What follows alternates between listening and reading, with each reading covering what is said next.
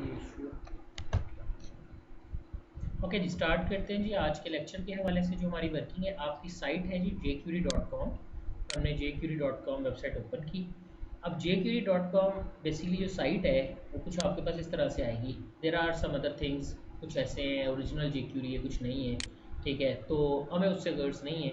मेरे पास मैंने देखा कि ये मुझे कौन सा वर्जन दे रहे हैं। ये मुझे कह रहे हैं download jQuery version 1 point this something like, जो भी इसने दिया है। आपने यहाँ आए jQuery 1 पॉइंट समथिंग है, मुझे ये नहीं चाहिए 2 पॉइंट समथिंग है। मैं यहाँ पे आता हूँ क्योंकि मुझे 2 वाली जो है वो यूज़ करनी है। तो डाउनलोड द कंप्रेस वर्जन, दो बातें आपको यहाँ नजर आएंगी, एक कंप्रेस लिखा हुआ है, एक अनकंप्रेस लिखा हुआ है। नीचे जो है वो भी हमारे से गर्ड्स नहीं रखता। कंप्रेस क्या होता है, देखो मैंने कहा एक फ़ाइल में आपको दिखाता हूँ। अगर आप इस फाइल को देखो, ओपन विद ड्रीमवीवर कर लेते हैं। So it look like a very congested code है, जहाँ एक्स्ट्रा स्पेस भी थी उसने वो भी ख़त्म कर दिया। कोई एक्स्ट्रा नुक्ता नहीं छोड़ा, कोई क्लिक नहीं छोड़ा। ये कंप्रेस्ड वर्जन है jQuery का। मैंने नेट से डाउनलोड की है। jQuery का कंप्रेस्ड वर्जन है, बना बनाया एक फ्रेमवर्क दिया है इस क्लास को, जिसके अंदर ऑलरेडी कुछ फंक्शंस, कुछ तरीके, कुछ फाइलें, कुछ इम्प्लीमेंटेशन जो है वो ऑलरेडी अटैच कर दिया गया है। तो ये सारी की सारी जो वर्किंग है, या ये जो सारा का सारा इम्प्लीमेंट है, ये आपका कंप्रेस्ड वर्जन में आपको नज़र आता है। बट इसके बरक्स अगर मैं jQuery के अनकंप्रेस वर्जन की तरफ आता हूँ, so I just go my web page. ये मेरा कंप्रेस वर्जन है। सो बिकॉज मैंने क्योंकि ऑफलाइन देख रहा हूँ, इसलिए डाउनलोडिंग के मुझे ऑप्शन दे रहा है। So I don't need to do that, I just got this card. अगर आप अनकंप्रेस करोगे ना, फिर वो तरतीब से होगा। जैसे मैं लिखता हूँ कोड, एक लाइन छोड़ के लिखते हैं, थोड़ा सा आगे करके लिखते हैं, फंक्शंस की बॉडी को थोड़ा डिफाइन करते हैं, प्रॉपरली जो है इस चीज़ को हम इम्प्लीमेंट करते हैं। सेल ना कहते हैं, ठीक है ना की तरफ। ठीक, तो हमारे पास जो वर्किंग आ गई, हमने कहा डाउनलोड द अनकंप्रेस वर्जन। अगर आप वो कर लो तो ये इसका साइज़ 200 समथिंग, 273 या 227 के बी से अबव और 73 के दरमियान होगा। जबकि ये जो है ये आपके टोटल में ला के 87 88 के बीस के बराबर होगी। तो मेरा जो 150 के बी स्पेस है, दैट्स वेरी नॉमिनल सी स्पेस है। लेकिन मैं चाहता हूँ मेरे वेब पेज पे वो भी मेरे बचा ली जाए। दैट्स वाई मैं क्या करता हूँ, मैं कंप्रेस वर्जन को अपने पास यूज़ करूँगा। ठीक हो गया, मैंने मिनिमाइज़ किया, मैंने ये ऑलरेडी आपके लिए डाउनलोड कर लिया है। ठीक, तो just go there and close this one. इसको बंद करते हैं और हम इस jQuery को उठाएंगे। कट किया मैंने इसको यहाँ से, और अपने उस फोल्डर के अंदर जो हमारा लेक्चर 6 jQuery जहाँ से हमने शुरू की है, उस फोल्डर के अंदर एक मैंने फोल्डर बनाया। आपने इमेजेस बनाना है, CSS बनाना है, वो सारा आप वैसे ही बनाओगे जैसे पहले हम बनाते रहे हैं, बट मैं JS के नाम से बना रहा हूँ। जब भी मैं जावास्क्रिप्ट की फ़ाइलों को यूज़ करना चाहूँगा, मैं उन्हें JS के फोल्डर में रखूँगा। So I just go there and open my JS folder, और उसके अंदर मैंने अपनी jQuery फाइल रख दी। अच्छा, यहाँ पर एक और इशू ये भी हो सकता है कि ये क्या वर्जन लेटेस्ट है। तो मैं यहाँ जाता हूँ, मेरे पास यहाँ पर देखो कि JS के कुछ और वर्जन भी पड़े हैं। ये jQuery मेरे पास एक ओल्ड फॉर्मेट में पड़ी हुई है, 4/5/2016 को मैंने इसको डाउनलोड किया था। So I just give that with Dreamweaver. So it's a version 1.11। So that's mean ये 2014 तक का फुल एंड फाइनल वर्जन था। तो बेसिकली उसके लिए जो मैंने यूज़ किया वो पुराना है, जो हम यहाँ यूज़ कर रहे हैं ये लेटेस्ट है, जो कि अभी हमने यहाँ पे देख लिया है। फिर भी ये है कि अगर आपके पास कोई इशू आ जाता है तो आप इस वर्जन को किसी भी वक्त चेंज कर सकते हैं। आप jQuery.com पे जाओगे, वहाँ पर आपको जो भी लेटेस्ट वर्जन होगा वो आपने वहाँ से जाके डाउनलोड कर लेना है, या उसकी वर्किंग आपने यहाँ से जाके देख लेनी है। I just go back. मैंने यहाँ पर आपको ये दिखा दिया कि ये मैंने JS का एक फ़ोल्डर बनाया। आई जस्ट क्लोज दैट, क्योंकि आपको पता है मुझे ये नहीं चाहिए, और इस वक्त मेरे पास ये कॉपी हो गया है, तो मैं ये भी सेंड कर देता हूँ। ठीक है जी, यहाँ तक क्लियर हो गया जी। हमने इसको मिनिमाइज़ किया। आई जस्ट गो देयर, वापस आते हैं, ड्रीमवीवर एक दफ़ा बंद कर दिया, मैं ओपन कर लेता हूँ नए सिरे से। मैंने ड्रीमवीवर को ओपन किया और ड्रीमवीवर मेरे पास ये आ गया। अब हम अपनी ज़रा साइट देखते हैं। इनफैक्ट एट द टाइम जो मेरी साइट है वो लेक्चर 6 में आज हम jQuery को बेसिकली देख रहे हैं, और इसमें इंडेक्स और वेरिएबल, तो मेरे पास वेरिएबल अभी मैंने बनाया नो, ये अभी प्रैक्टिस के लिए हमने जो फाइल देखी है वो है। So I just put it into the previous lecture, यहाँ फेंक देते हैं। ठीक है, I just drop it here, right. मैं यहाँ आ गया जी, मेरी jQuery की फ़ाइल है और ये मेरी इंडेक्स फाइल है। सेम मेथड, ये भी मेरी पुराने लेक्चर की फाइल है। जस्ट गो देयर जी, इसको क्लोज किया और 6 ओपन किया। 6 में jQuery के नाम से मैंने बनाया। मैं इसका jQuery फाइल का नाम है वो ये है, ये मेरी इंडेक्स फाइल है। ठीक है जी, ये मैंने यहाँ पे बिल्ट अप कर, जस्ट ओपन ब्लैंक फाइल है मेरी HTML5 लेआउट पे आपको नज़र आ रही है। उसी तरह मैंने क्या किया, टाइटल के नीचे किया और मैंने स्क्रिप्ट को यूज़ किया। स्क्रिप्ट को मैंने क्लोज कर दिया। स्क्रिप्ट में जाके मैंने कहा सोर्स, बिकॉज अब मुझे फाइल का पाथ देना है। So I just go there, click browse करके जी हमारे पास लेक्चर 6 के अंदर हमारी JS फाइल jQuery की अटैच है, मैंने कर दिया। अब आप बाकी चीज़ें भी डिफाइन कर दो। टाइप आपने कहा text slash JavaScript and language कर देते हैं जी जावास्क्रिप्ट। सेव कर दिया, क्लियर हो गया जी। I just go there and make it Java jQuery document। ठीक है जी। अब हुआ क्या है, बेसिकली एक पूरे का पूरा फ्रेमवर्क मेरे पास अटैच हो गया। यहाँ तक बात क्लियर है। कोड की तरफ वापस आते हैं और अपनी ऑफलाइन साइट को ओपन करके देखते हैं कि हमारे पास jQuery पे वो क्या कहता है। jQuery है जी, क्या कहता है jQuery is a JavaScript library.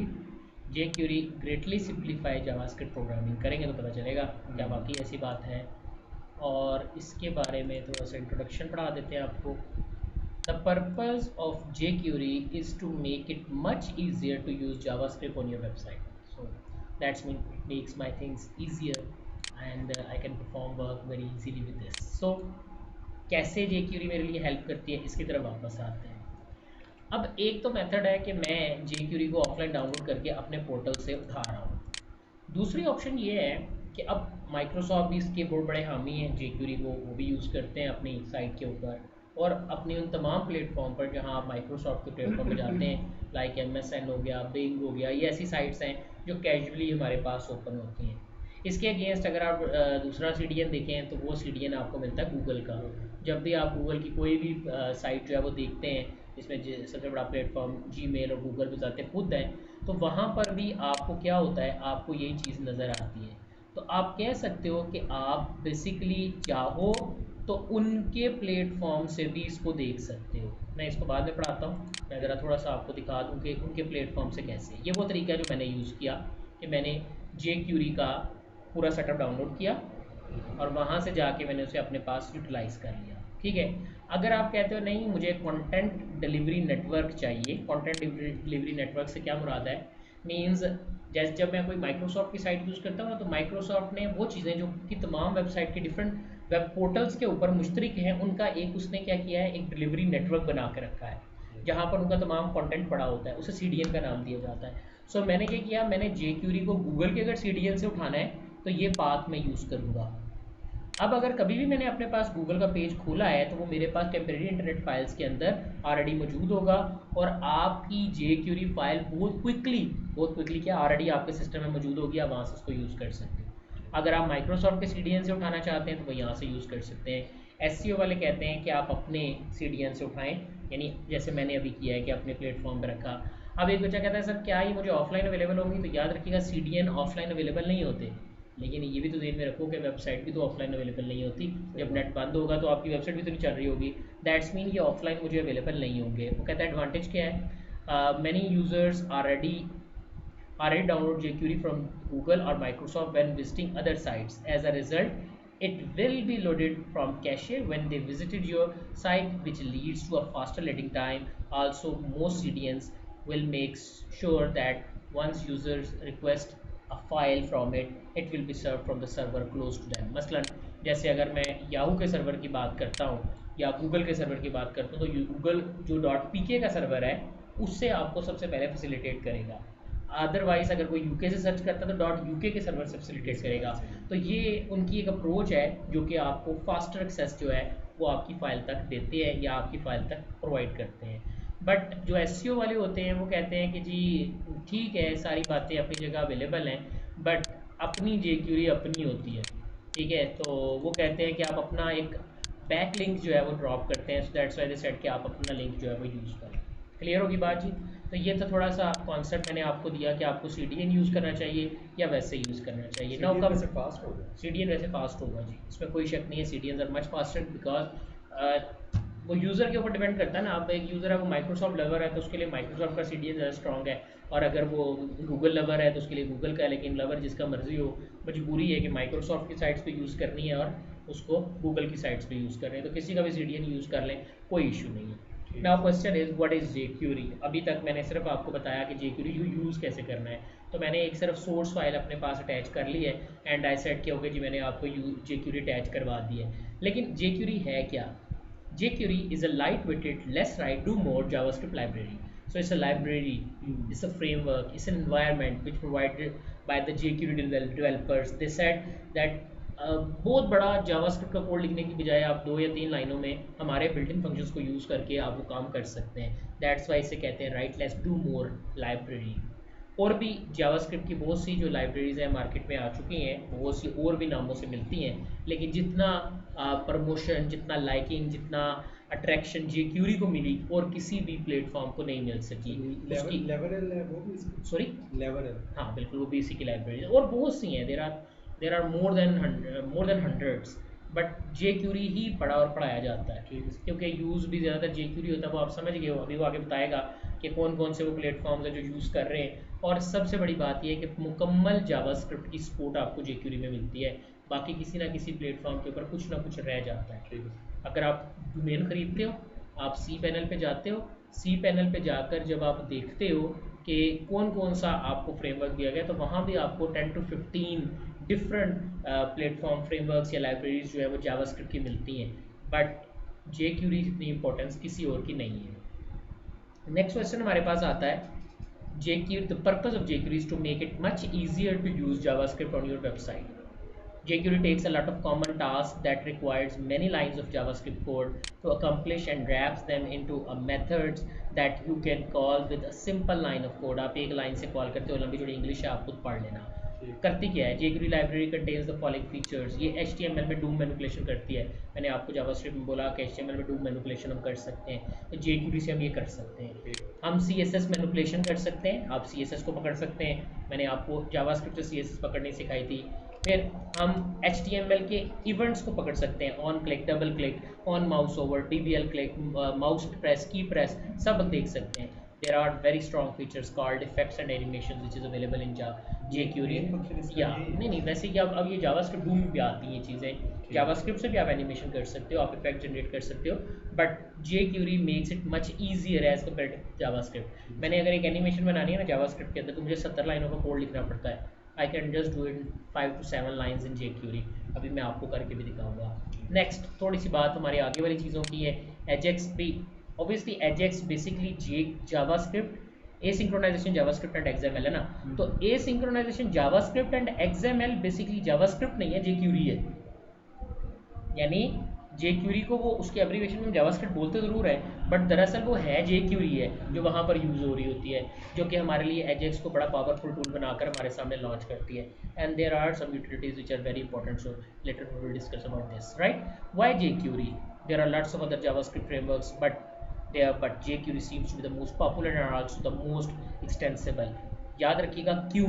Number 1, Google इसको 100% सपोर्ट देता है, माइक्रोसॉफ्ट इसको 100% सपोर्ट देता है, IBM इसको 100% सपोर्ट देता है, नेटफ्लिक्स ये मूवीज़ की एक साइट है, अमेरिका में बहुत ज़्यादा, ये चारों वेबसाइट अमेरिकन साइट्स हैं और बड़ी ही पॉपुलर है। याद रखना है कि jQuery इन 4 की वजह से भी मशहूर है, प्लस jQuery आपको प्लेटफॉर्म देती है कि जो क्रॉस ब्राउज़र कंपेटिबिलिटी इश्यूज़ जो हैं वो भी इसमें बड़ी अच्छी तरह हैंडल किए गए हैं। यहाँ तक कि इसके अंदर अगर आप कहते हो रिस्पॉन्सिव ऐप्स की बात करते हो, उन चीज़ों को भी बड़े अच्छे तरीके से डील किया गया है, ठीक, और बड़े बेहतरीन तरीके से इसको डील किया गया। Will jQuery work in all browsers, जो मैंने अभी आपको बात बताई है, the jQuery team knows all the cross browser issues and they have written this knowledge into the jQuery's libraries। jQuery will run exactly the same in all major browsers including Internet Explorer 6 और इसके बाद इस सब में बड़ा अच्छा चलता है। क्लियर हो गया जी? ओके, वापस आते हैं। अभी तक तो हमने की बातें, अब आते हैं ज़रा यहाँ पे jQuery है क्या है, मैं चाहता क्या हूँ। I just want some script. मैं एक पैराग्राफ लिख लेता हूँ और सम सो कॉल्ड हेडिंग बनाता हूँ।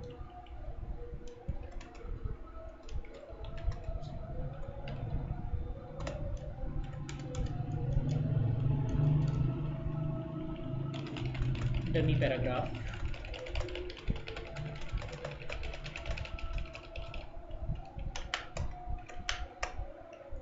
टू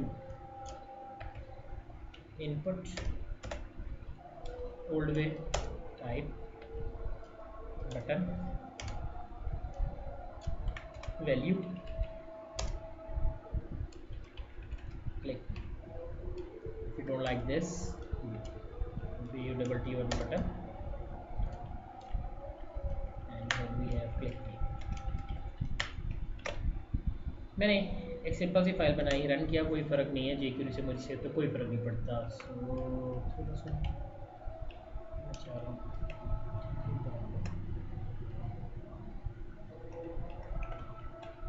ठीक है। अब मैं ये चाहता हूँ कि जावास्क्रिप्ट से इस पर क्लिक करूँ।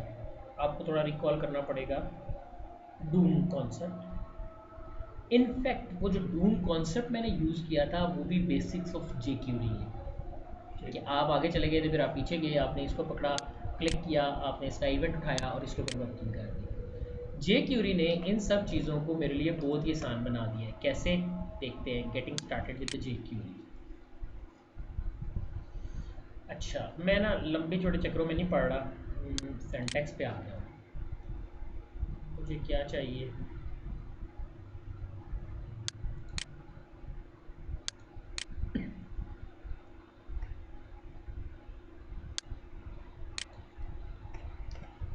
मैं यहाँ गया, आपकी मर्ज़ी है, आप इसी स्क्रिप्ट के अंदर लिख लो, आप इसके लिए अलग से स्क्रिप्ट बना लो, ठीक है। लेकिन कुछ बातें ऐसी हैं जो आपने करनी ही करनी है। क्या मतलब, jQuery के लिए आपको पहले अपने डॉक्यूमेंट को बताना होगा कि मेरा डॉक्यूमेंट, जो कि ये मेरा डॉक्यूमेंट है, इस पर jQuery इम्प्लीमेंट करनी है।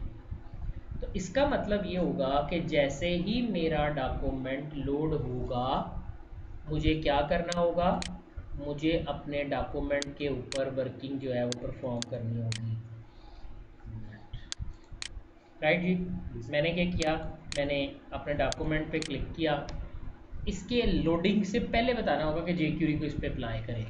तो रूल बना लेना है कि थंब ऑफ द रूल ये है कि jQuery में ये चीज़ें तो आएंगी आएंगी। ज़रा गौर से देखो क्या है।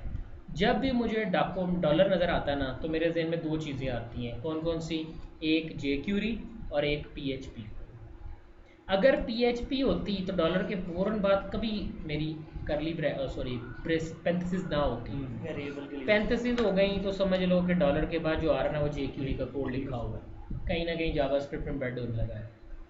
किसको, मैंने कहा डॉक्यूमेंट को।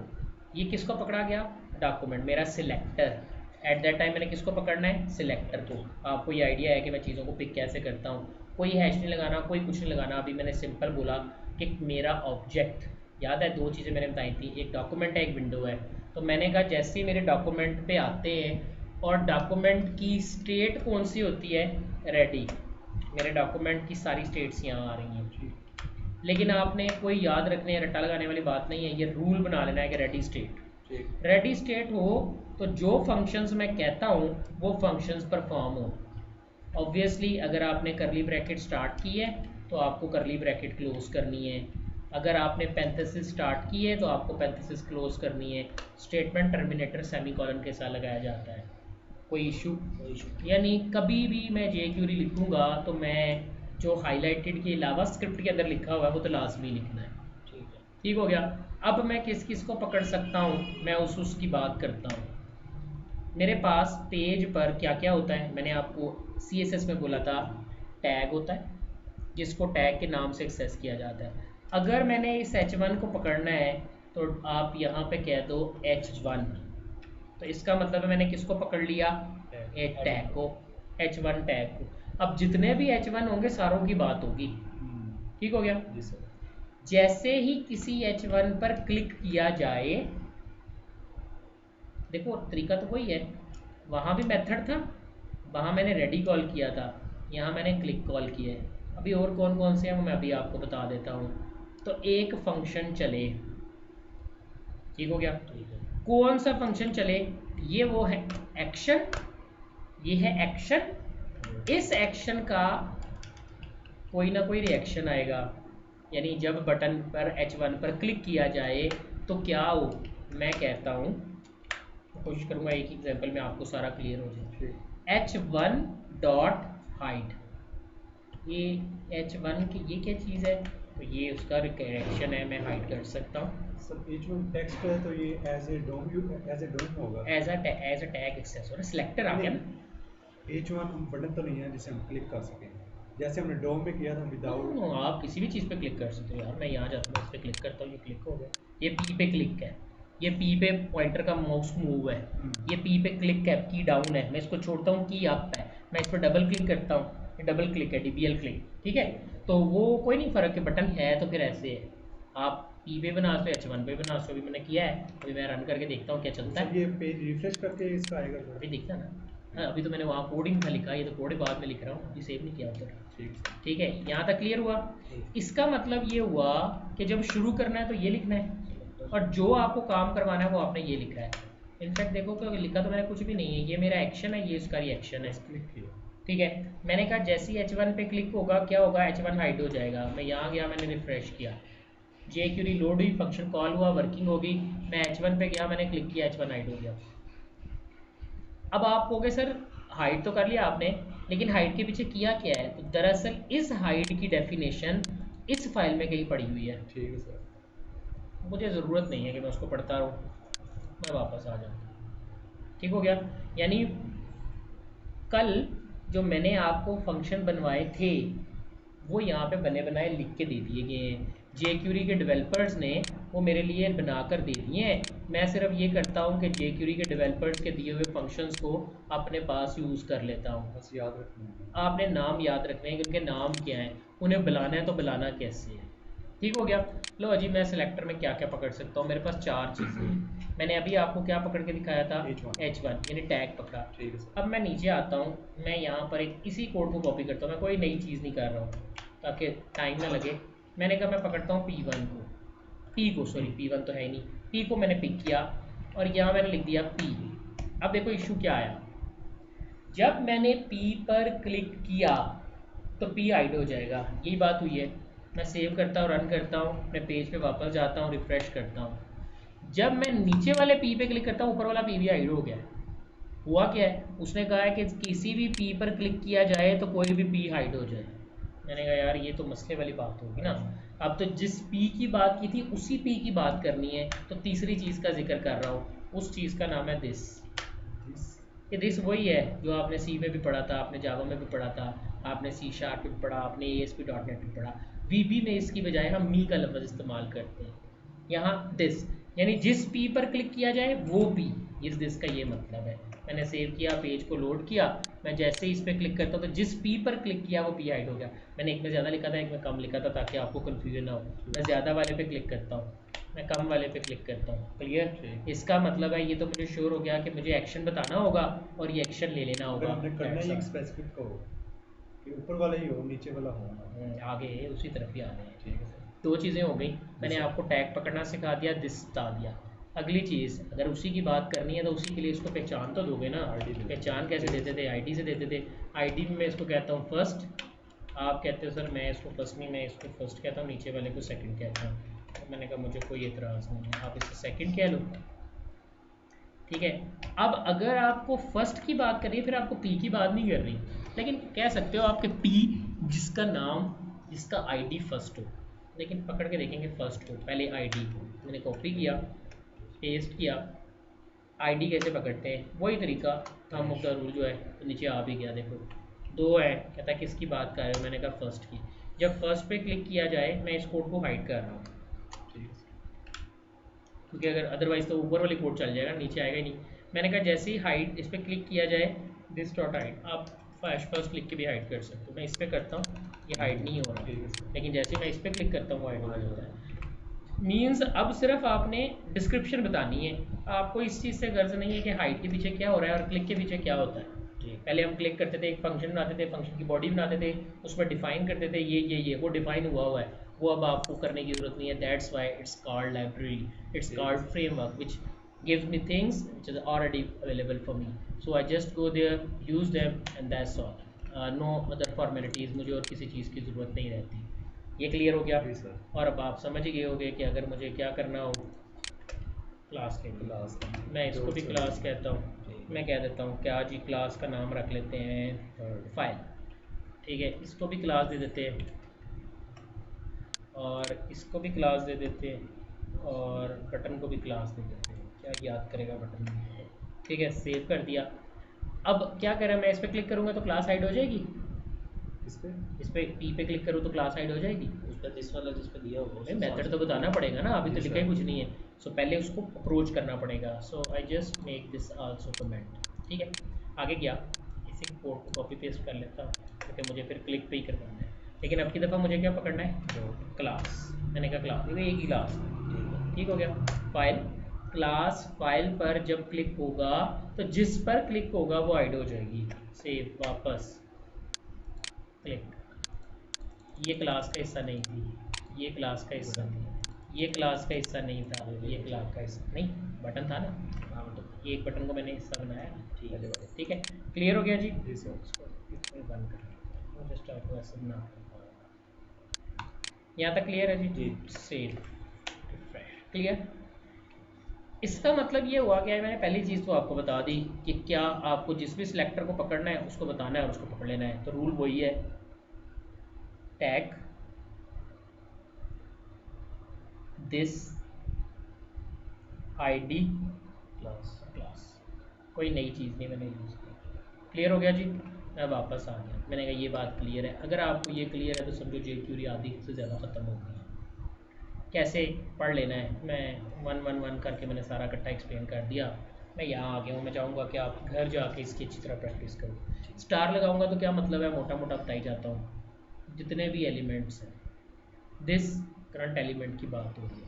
पी डॉट इंट्रो क्या होगा, पी डॉट इंट्रो। हाँ पी इंट्रो के अंदर आगे नहीं देखना, आपने पी सुना पी टैग्स होंगे सारे इंट्रो के अंदर, जो पी टैग होंगे। नहीं, पी में इंट्रो वाली क्लास, आईडी या क्लास। डॉट याद रखना भाई। सॉरी।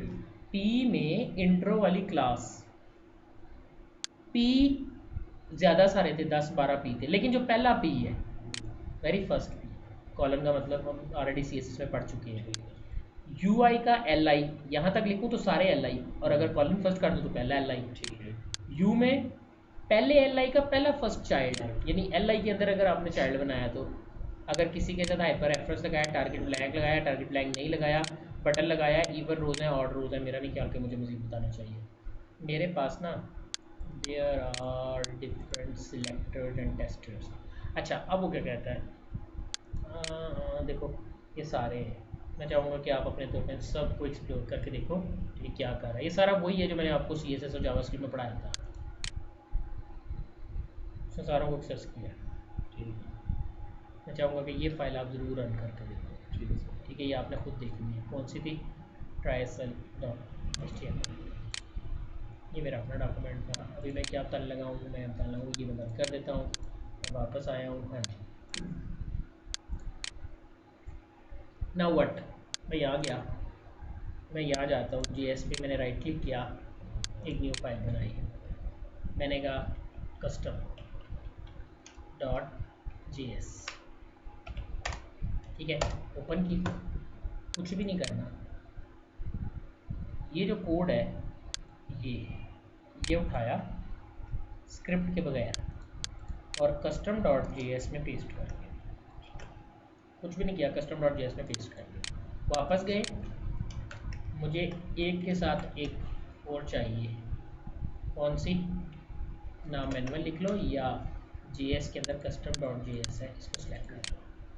अब इस स्क्रिप्ट की ज़रूरत नहीं है, just go save, everything is working fine.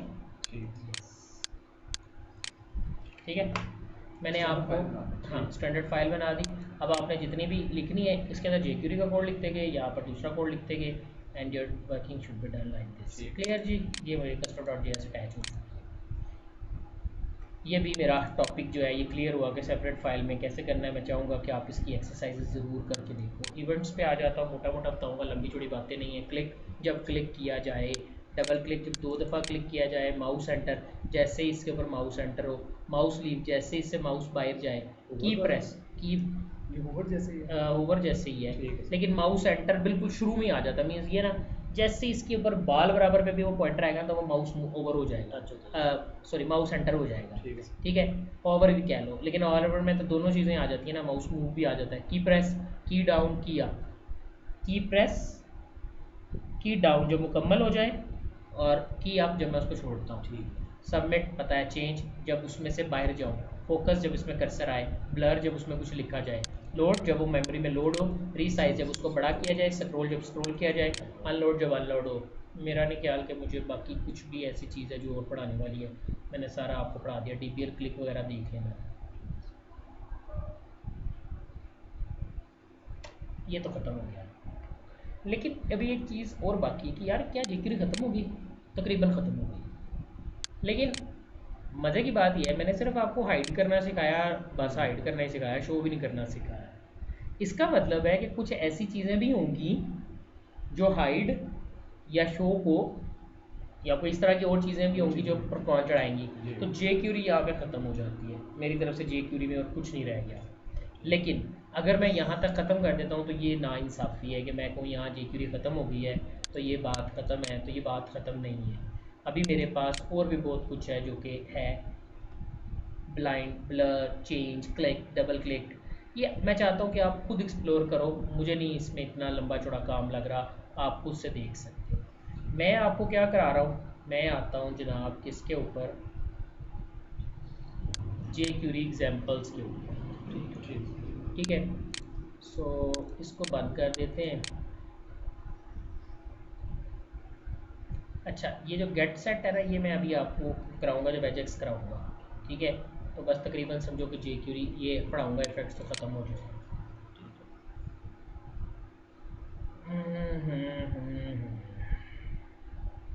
सारी एग्जाम्पल एक दफ़ा गो थ्रू कर लेते हैं। 4 ख़त्म किए मैंने, देखो मोटा मोटा बताता हूँ। बटन डॉट क्लिक, जब बटन पर क्लिक किया जाएगा पी हाइड हो जाएगी, बटन पे क्लिक किया पी हाइड हो गया। मेरा नहीं ख्याल, मुझे बताना चाहिए। बटन पे क्लिक किया आईडी टेस्ट हाइड हो गया। ठीक हो गया। बटन पे क्लिक किया क्लास टेस्ट हाइड हो गई। ठीक हो गया। बटन पे क्लिक किया, जिस बटन पे क्लिक किया या जिस पर बटन पे क्लिक किया वो बटन हाइड हो गया। मेरा नहीं ख्याल कि मुझे बताना चाहिए, मैं चाहता हूँ कि आप खुद देखो। ये थे मेरे सिलेक्टर। अब आते हैं emote. Sir document dot ready ये रटा है? रटा नहीं है ये, इसी से तो पता चलता है कि जैसे डॉक्यूमेंट रेडी होगा तो मेरा ये वाला जे क्यूरी चलना शुरू होएगा। ये तो लिखना ही लिखना है, चाहे जो मर्जी है। इधर आप बदल सकते हो, ये आपकी मर्जी है, ये आपका कंट्रोल है। दूसरा तो जे क्यूरी का सिंटैक्स है। तो अच्छा, ये अगर हम ना लगाएं तो जेक्यूरी पहले भी लोड हो सकती है? क्या मतलब? रेडी नहीं करो। कई दफ़ा अगर हम रेडी ना लगाएं तो फंक्शन फिर भी करेगा ये? रेडी लगाते हैं, लोड जो है ना वो और तरफ निकल जाएगा। ठीक है, या एक्टिवेट एक और होता है। ठीक है, तो जे क्यू रिबन में तो वो सपोर्ट करता था, बट उसमें पता क्या होता था, जब हम लोड करते थे ना तो वो जे क्यूरी की पूरी फाइल को मेमोरी में लोड करता था। तो दैट्स नॉट, मुझे जे क्यूरी की फाइल को नहीं चेक करना, मुझे डॉक्यूमेंट को चेक करना है। तो जब डॉक्यूमेंट रेडी हो जाए समझो काम रेडी है, तो ये डॉक्यूमेंट डॉट रेडी है। ठीक है, यही लगाना है, वो समझ लो, यही समझ लो, रट्टा ही समझ लो। ठीक है, ना एक्टिवेट छेड़ना ना कोई और छेड़ना, डॉट रेडी से ही लिखना है। ठीक है। ये जो सॉफ्टवेयर हाउसेस में काम हो रहा है वो इसके थ्रू हो रहा है कि जावास्क्रिप्ट? सब है ना, जो आपका बूटस्ट्रैप है ना, हाँ जी।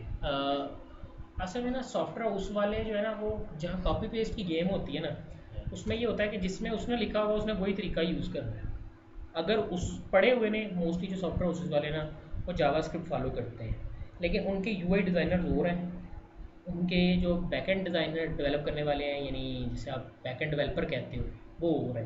बैकएंड में तो क्या क्या चीज़ें आती हैं? बैकएंड पीएचपी माईसीक्वल वही पढ़ेंगे, बैकएंड भी हमने पढ़ना है। हमारा एक्चुअल कोर्स तो बैकएंड ही है। मैं आज तकरीबन आज नहीं तो कल मैं इंशाल्लाह फ्रंट एंड ख़त्म कर दूंगा, प्रोडक्ट दूंगा, वो आपने 2 या 3 दिन में देना होगा।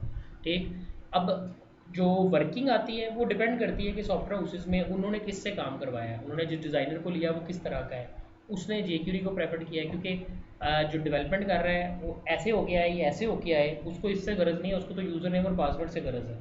उसने तो अपने वेरिएबल्स को पकड़ना है। इसी तरह जो एसईओ वाला होता है उसकी गर्ज है कि वो देखे कि अच्छा इसने जेक्यूरी लिखी है तो मैं कहाँ कहाँ अपने कीवर्ड डाल सकता हूँ। ठीक है, तो वो आना तो सबको ही चाहिए। कहते यही है कि पाकिस्तान में अगर है ना तो सब कुछ आना चाहिए। बाहर के मुल्क अगर जाना है तो सिर्फ जेक्यूरी भी आती हो तो हजम हो जाएगी, लेकिन जावास्क्रिप्ट आता होगा तो जेक्यूरी आएगी ना। जी सर। अभी कुछ चीज़ें ऐसी हैं, देखो ये आपको इसलिए आसान लग रही हैं कि मैं ऑलरेडी आपको कल 3 घंटे की क्लास पढ़ा चुका हूँ और मैंने वो ऑलरेडी बातें बताई हैं, नहीं बताई होती तो मुझे दोबारा बतानी पड़ती। ठीक है, तो वो इसलिए आपको आसान लग रही है क्योंकि जावास्क्रिप्ट आता होगा तो मैं ये कर सकता हूँ। मैंने एक्सएमएल का भी शर्त नहीं जी रखी, सर। ठीक है, ना ही मैंने कहा कि मैंने एज अ प्रोफेशनल एक्सएमएल को इस तरह कभी पढ़ा कि मैं उसको सीखूँ या पढ़ाऊँ। आई जस्ट सिंपली प्रेफर्ड अगर 2-4 लाइनें लिखनी भी पड़ जाती हैं तो वो कॉन्सेप्ट कोई इतना मुश्किल नहीं है, जो शुरू किया है वो ख़त्म करना है, उसी को कॉपी पेस्ट करके आगे चलाना है, वेब जो भी होता है। लेकिन इसके लिए आपका ये रूल है कि हम ऐसे ही लिखते हैं, ठीक है सर। यहाँ से शुरू करते हैं, यहाँ पे ख़त्म करना है, इसके दरमियान में मेरा कंट्रोल है, मैं जो मर्जी करूँ। क्या मैं 2 इस तरह के लिख सकता हूँ? अब बिल्कुल 2 लिख सकते हो, लेकिन फ़ायदा जब फंक्शन एक यूज़ हो रहा है तो 2 लिखने की क्या ज़रूरत है। ठीक है, तो दैट्स वाई हम एक ही दफ़ा लिखेंगे, यहाँ मेरी मर्ज़ी है, यहाँ मेरी मर्ज़ी का कोड ही आएगा। क्लियर।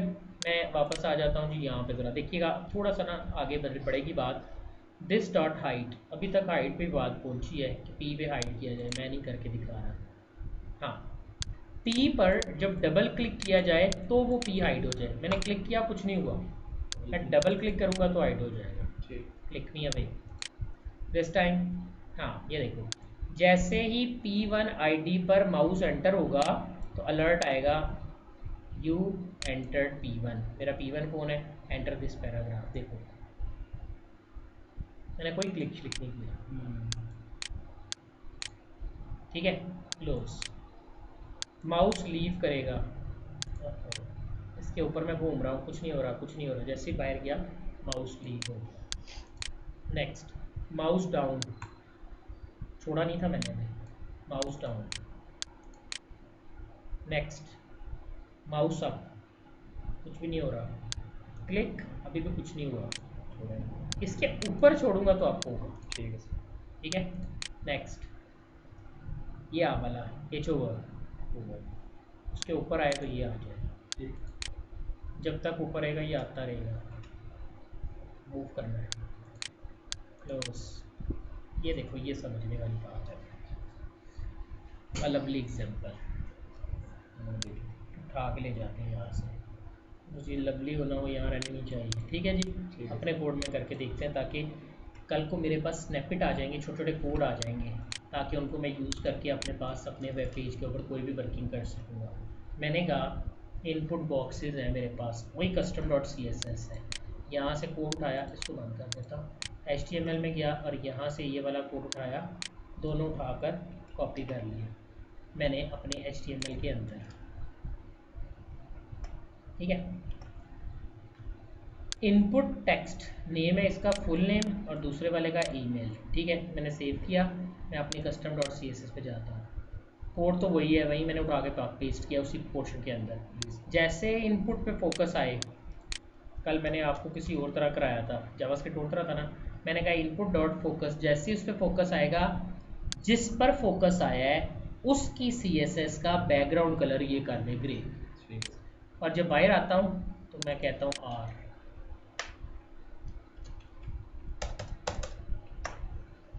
ठीक है, वापस मेरा कोड रन कर दिया, रिफ्रेश, जैसे क्लिक किया ग्रे, जैसे लीव हुआ रेड। ठीक है, क्लियर है बात, कोई मुश्किल बात तो नहीं। तो आज मैंने आपको दूसरी चीज़ भी बता दी, मैंने CSS को पकड़ना भी बता दिया। मेरा ख्याल है डॉट CSS के अंदर तो आप तो कोई भी प्रॉपर्टी पकड़ सकते हो, बिल्कुल आप किसी भी प्रॉपर्टी को पकड़ लो, लेकिन यूज़ कैसे करना है ये देख लो। बैकग्राउंड कलर कॉलन दिस, उस तरह नहीं करना है, आपने कहना है बैकग्राउंड कलर की प्रॉपर्टी का कलर भी वैल्यू दिस। ठीक हो गया, नेक्स्ट।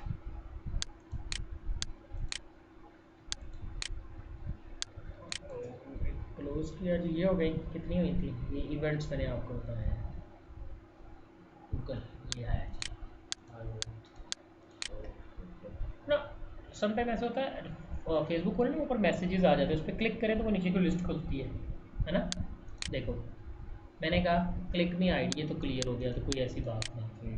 क्लोज, देखो हाइड पे क्लिक करूँगा, आईडी हाइड पे, तो पी हाइड हो जाएगा, आईडी शो पे क्लिक करूंगा तो पी शो हो जाएगा, हाइड शो, हाइड शो।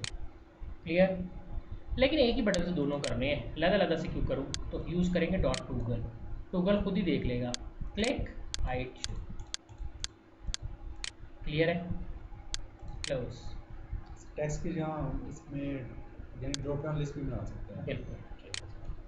मैं और अगर एक ही बटन के अंदर जब मैं हाइड का दबाता हूँ तो फिर ऑटोमेटिकली जब वो हाइड हो जाए तो फिर उसके ऊपर शो आए, वो किस तरह होगा? वो जब बटन गायब हो जाएगा तो शो कैसे करोगे?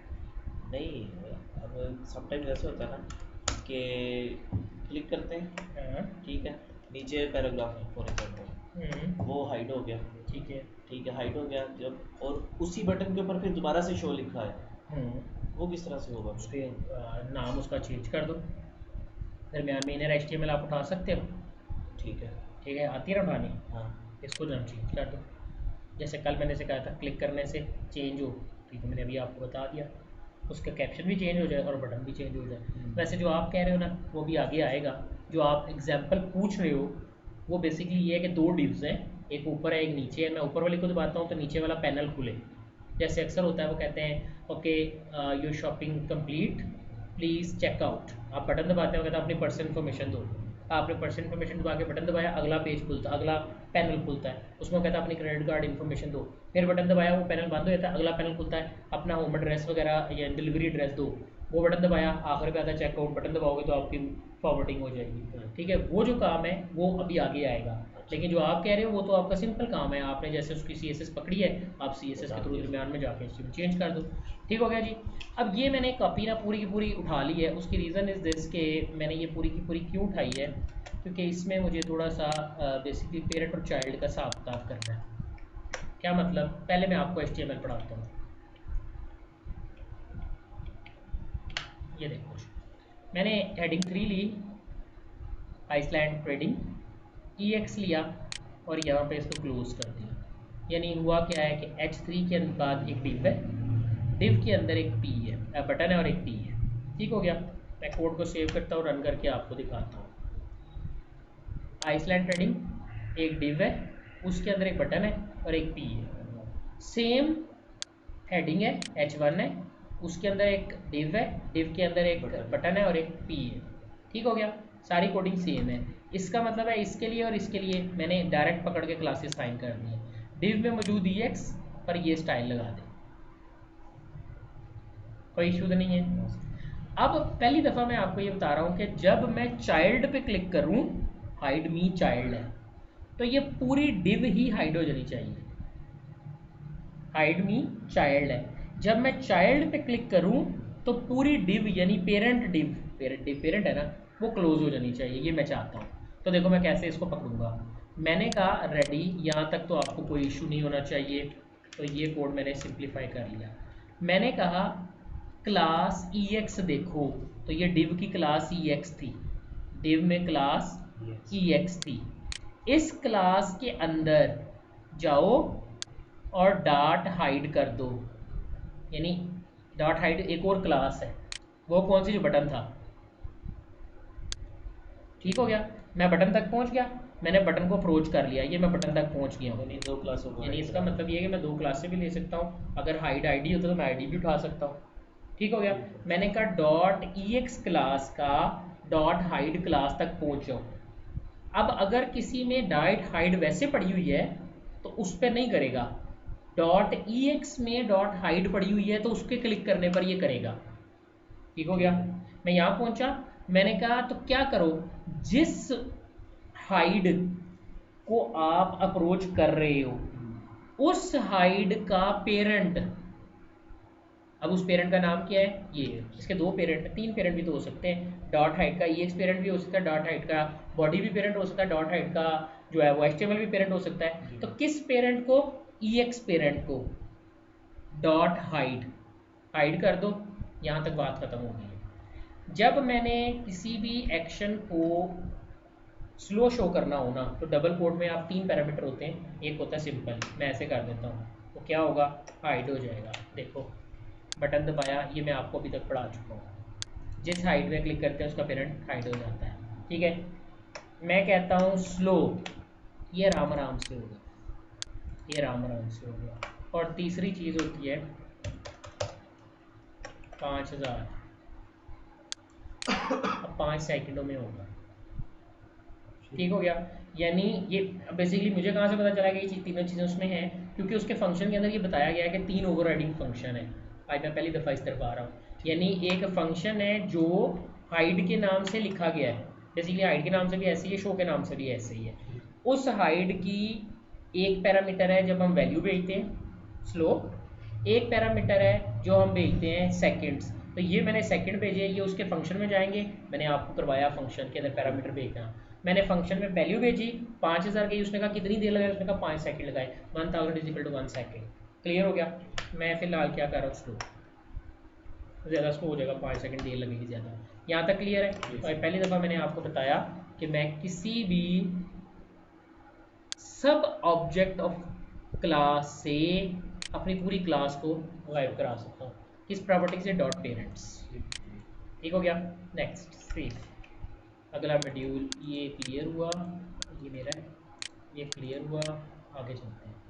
अच्छा ये तो था ना, एकदम ही गायब हो जाता है या शो हो जाता है। गूगल भी हमने देख लिया, मैंने आपको बता दिया। इसी तरह कुछ और चीज़ें हैं जो पेज पर आती हैं लेकिन हल्की सी होती है। देखिएगा, पहले आसान चीज़ें देखते हैं। अच्छा कोड समझना है। मेरे पास ना देखो, डिस्प्ले नन किया हुआ है। एक डिव है जिसका कलर रेड है, एक डिव है जिसका कलर ग्रीन है, एक डिव है जिसका कलर ब्लू है। मैंने कहा जैसे ही मैं बटन पर क्लिक करता हूँ पहली डिव फेड इन होगी। फेड इन का मतलब फ़ौरन सामने आ जाएगी। दूसरी फेड इन होगी लेकिन स्लो स्लो। तीसरी फेड इन होगी लेकिन कितने सेकंड के बाद, 3 सेकंड के बाद। So when I go there you will see that blue one is the most is slowest one. 1 second में, 2 सेकंड में, 3 सेकंड। ठीक हो गया जी, क्लियर। अब ये तो फेड इन हुआ था, अब ऑलरेडी आ रहा है, अब फेड आउट हो गया। मेरा ख्याल मुझे बताना नहीं चाहिए। ठीक हो गया, close. Fade in fade out, और मुझे बताना नहीं चाहिए फेड टू गोल से क्या होगा, वो भी पुराने वाली पिच ही रहेगी। दोनों चीज़ें, यानी जो हाइड है वो शो, सॉरी जो फेड इन है वो फेड आउट हो जाएगी, जो फेड आउट है वो फेड इन हो जाएगी। Clear. I just close this. अच्छा अब फेड में भी तो ओपेसिटी होती है ना, कितना फेड हो। मैं कहता हूँ 15%। देखो ये 85% रह गया, सॉरी 15% रह गया, 85% फेड हो गया। ये 60% फेड हो गया, 40% रह गया। ये 30% फेड हो गया, 70% रह गया। अगला पैरामीटर ओवर राइडिंग में, यानी इसका मतलब ये भी लिखे हुए कि अगर दूसरा पैरामीटर, अगर मैं कुछ नहीं भेजता तो 1 ट्रीट किया जाता है। पैरामीटर किसी भी फंक्शन में वो वैल्यू अगर मैं नहीं भेजता तो उसको बाय डिफ़ॉल्ट ले लिया जाता है। That's called default value. अगर मैं कहता हूँ नहीं मैं वैल्यू भेज देता हूँ तो वो उस वैल्यू को ले लेता है। When I go with this 85% आपका फेड हो गया। अब बेटर वे इज़ कि आप 0 पॉइंट समथिंग लिखें, लेकिन अगर 0.185 भी लिखें कोई ऑब्जेक्शन वाली बात नहीं। क्लियर, मुझे नहीं चाहिए। क्लोज स्लाइड वाली बात आ गई। ठीक है, देखना है पैनल है, मैंने कहा एक पैनल है और एक फ्लिप है। ठीक है, इस वक्त मुझे क्या नज़र आ रहा है, फ्लिप, क्योंकि फ्लिप की जो कोडिंग है पैनल की कोडिंग में डिस्प्ले नन हुआ है, पैनल आपको नज़र नहीं आ रहा। ठीक है, when I go there and click on this, इसका क्या नाम है, फ्लिप, आईडी फ्लिप है। तो जैसे ही आईडी फ्लिप पर क्लिक किया जाएगा आप यहाँ डॉट शो कर सकते हो, मुझे कोई इतराज़ नहीं है। लेकिन मैं चाहता हूँ वो नीचे को आहिस्ता आहिस्ता खुले, स्लाइड डाउन, एकदम ना खुले, स्लो। ठीक है, आप मर्जी है पैरामीटर आप देख के देख सकते हो। क्लोज, यहाँ देखो हैश फ्लिप स्लाइड अप, जब आप तो देखो क्या होता है, दोबारा नहीं होगा, कब होगा, स्लाइड टू, ज़्यादा स्लाइड होगी होगा तो होगा। ये होता है। यही होता है हर ठीक है, जगह तो देखो जब आपके नहीं फेसबुक के होता। ऊपर वो आते हैं फ्रेंड्स और ये, आप उस पर क्लिक करते हो तो वैसे करके नीचे को खुलता है। ठीक है, जब दोबारा बंद करते हो तो बंद हो जाता है। स्लाइड टू पे क्लिक, अदरवाइज उसमें टोगल जो है ना वो पेज के ऊपर भी होता है, आप कहीं भी अगर क्लिक कर दोगे तब भी वो बंद हो जाता है। जैसे वो बंद नहीं होता दूसरा पेज खुल जाता है, ये रीज़न है। क्लियर है जी। Next animate.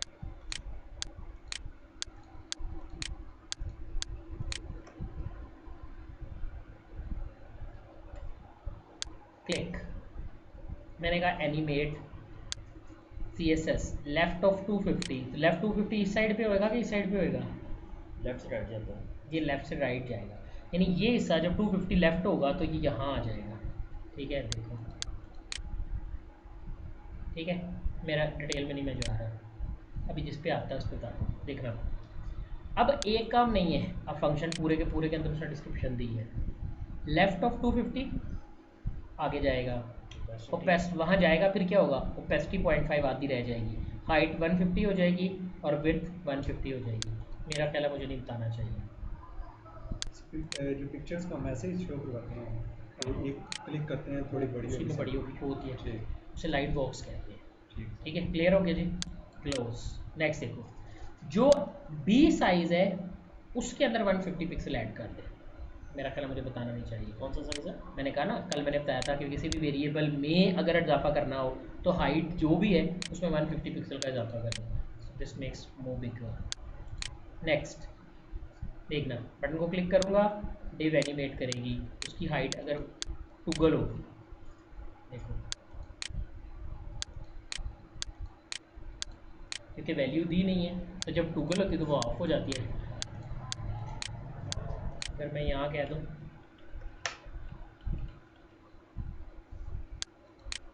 देन सोच आपकी, थॉट आपने बना दी है। नेक्स्ट बटन डॉट क्लिक क्या हो, ये देखो पूरा लिखने की बजाय ना डॉलर ब्रैकेट में डिव डॉट एनिमेट, उसने कहा इसको मैंने वेरिएबल डिव का नाम दे दिया। अब डिव डॉट एनिमेट बेसिकली लिखा हुआ पूरा dollar bracket start double quotes में डिव ब्रैकेट क्लोज एनिमेट, क्या हाइट 300 पिक्सल हो जाए, ओपेसिटी 4% है, आहिस्ता आहिस्ता पहले पहली लाइन चलेगी, फिर विड्थ 300 पिक्सल होगी, ओपेसिटी इतनी हो जाएगी, फिर हाइट इतनी होगी, ओपेसिटी इतनी हो जाएगी, फिर भी 100 है, देखो वापस आ गया 2 3 4 2 3 ये वहाँ पे यूज होगा। ठीक हो गया। देखो कोई ऐसा लंबा चौड़ा काम नहीं है, अगर आपको जावास्क्रिप्ट से करना पड़ता तो ये आपको कोडिंग बार बार उठानी पड़ती। इनफैक्ट जो एनिमेट है बेसिकली एनिमेट तो नहीं है, ये तो CSS में चेंजिंग है, लेकिन CSS3 का एक करेक्टरिस्टिक डॉट एनिमेट, वहाँ से उसको वैसे यूज अब यूज़ होता है। हाँ। ठीक है, हाँ, क्योंकि जब कैनवस हम लेते हैं ना फिर उसके ऊपर ये यूज़ होता है। ठीक हो गया जी, यहाँ तक clear? I just close that. इधर आ गया, मैंने कहा left of 100 pixel with slow, मैंने बताना तो बताया नहीं है जी। जो एनिमेट फ़ॉन्ट साइज़ हो ना वो 3M हो जाए, लेकिन आहिस्ता आहिस्ता। ठीक है, ये तो थे प्ले। अब इसी में आते हैं स्टॉप। देखो click to slide down 5 second में, जैसे स्टॉप पे क्लिक करें पैनल ऑफ स्टॉप। ठीक है, मैं नहीं बात करता रहा, ये देखना, जैसे स्टार्ट पे क्लिक करूँगा पहली एनिमेशन चलेगी। ठीक है, जैसे स्टॉप पे क्लिक करूँगा ये जो चल रही होगी वो रुक जाएगी। सर 2 चला के दिखा रहा हूँ। स्टार्ट, जो चल रही है वो रुक गई है, अगली फिर चल रही है। ठीक हो गया। मैंने कहा जब स्टॉप 2 दबाऊँ तो स्टॉप में ट्रू पास करे, इसका मतलब होता है दोनों को रोक दे, और जब स्टॉप 3 दबाऊँगा तो मुकम्मल फिनिश भी हो जाएगी। देखो स्टार्ट स्टॉप, अब दोनों वहीं रुक गई हैं। ऊपर वाली जो होती है दो है ना, एक्चुअली 2 चीज़ें हैं ना, एक है एनिमेट होना, लेफ्ट पे जाना 100 पिक्सल, 250 पिक्सल पे ले जाता हूँ, 5 EM कर देता हूँ, कैंसिल करता हूँ, रिजल्ट देखता हूँ। ये है, जब मैंने ये चलाया एक एनिमेशन अभी चल रही है, मैंने स्टॉप किया, अभी पहली एनिमेशन मुकम्मल नहीं थी हुई, मैं स्टॉप 2 दफ़ा स्टॉप करना पड़ा है, तब दोनों एनिमेशन रुकी। ठीक है, मैं वापस किया, मैंने कहा स्टार्ट, ये चली, स्टॉप किया, अगली वाली नहीं चलेगी, एक साथ 2 स्टॉप हुए हैं, फिर refresh, start stop but finish, आखिरी तक वो हुई है, पहली एनिमेशन मुकम्मल हो गई है कि वो 250 पे चला गया है, लेकिन ये कि अगली और कोई एनिमेशन नहीं चली।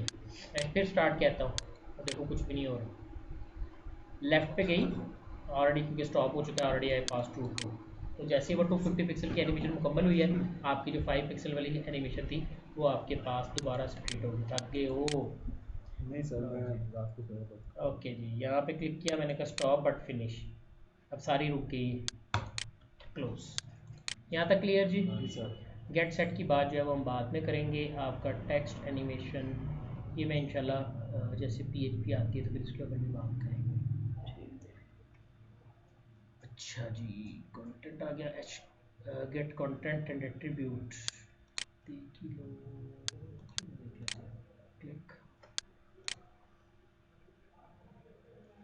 मैं ये चाहता हूँ कि जैसे ही मैं बटन को दबाऊँ तो मेरा एक अलर्ट आए जिसमें मेरे एक आईडी है टेस्ट, उसका टेक्स्ट शो हो। आई पहली दफ़ा मैंने आपको ऑब्जेक्ट पकड़ना दिखाया, शो टेक्स्ट। देखो this is the some bold text जो ऊपर यहाँ आ रहा था, लेकिन इसमें बोल्ड नहीं आया। ठीक है। और जब आप आता है ना, कई दफ़ा नीचे होता है send as a plain text और सेंड एज एन HTML, तो ये send as a plain text है, ये सेंड एज HTML है। सर ये जो अलर्ट आ रहा है ये यूनिवर्सल है, इसे इसे नहीं हम चेंज कर सकते? अलर्ट को मैंने आपको अलर्ट बताया था, आपको अलर्ट की बनी बनाई क्लासें मिल जाती हैं, हम नेट के ऊपर सर्च कर लो, अलर्ट तरह के बहुत से आपको बॉक्सेस मिल जाते यानी हैं, वो लेकिन सिर्फ अलर्ट ही है। वो हमारी वेबसाइट में सिर्फ वो उस तरह में शो फिर होगा। आपको उसका ठीक। जावास्क्रिप्ट ऐड करना पड़ेगा ना, पूरे का पूरा फंक्शन है। मैंने अलर्ट का फंक्शन बनाया, आपको अपना फंक्शन बनाना पड़ेगा। उसको आप GUI दोगे तो फिर ही वो बनेगा। जी सर। ठीक है। लेकिन ये है कि फ़र्क कोई नहीं पड़ता, आप सिर्फ GUI चेंज कर दो, बाकी यूज़ आप अलर्ट बॉक्स को करो। यानी अपने अलर्ट बॉक्स को ट्रांसपेरेंट कर दिया, पीछे अपनी वाली विंडो शो करवा दी, वैसे लगता है जैसे दूसरा डायलॉग बॉक्स है। ठीक है सर। ठीक हो गया जी। Next, close. नेक्स्ट मैंने कहा जी वैल्यू, अब मैंने उसकी वैल्यू उठानी है। मिकी माउस इसके अंदर लिखा हुआ है, अब मैंने वैल्यू कैसे, मेरा नहीं ख्याल, मुझे ये बताना चाहिए डॉट वैल्यू। ठीक है। ठीक है। उसका एट्रीब्यूट, इसके पीछे जो CSS लगी हुई है वो रिटर्न हुई है। ठीक है सर। ठीक हो गया। नेक्स्ट, कंटेंट एंड एट्रीब्यूट हो गया, ये आप खुद देख लेना बट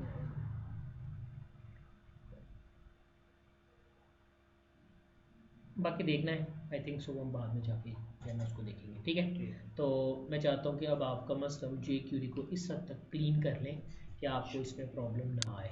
यहाँ तक कोई बात अगर इसका पूछना एक पड़ी नेविगेशन बार बना के ना, जरा बना के लाएंगे जरा।